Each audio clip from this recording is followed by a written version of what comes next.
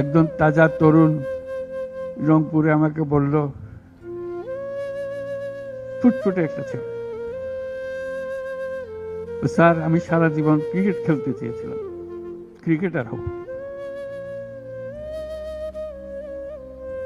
এখন দেখেন আমার পাটা কেটে ফেলেছে। ওই পা রাখার আর উপায় ছিল না।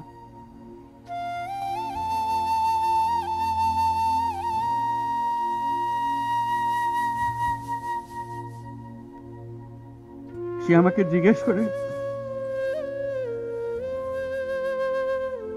স্যার আমি ক্রিকেট খেলবো কি করে?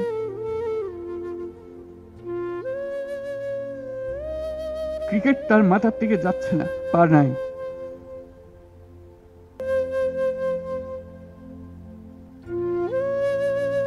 যতবার দেখি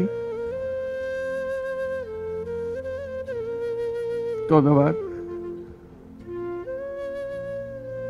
মনের সামনে প্রশ্ন জাগে। এটাই আমরা বাংলাদেশ বানিয়েছিলাম, যেতগুলো তাজা প্রাণ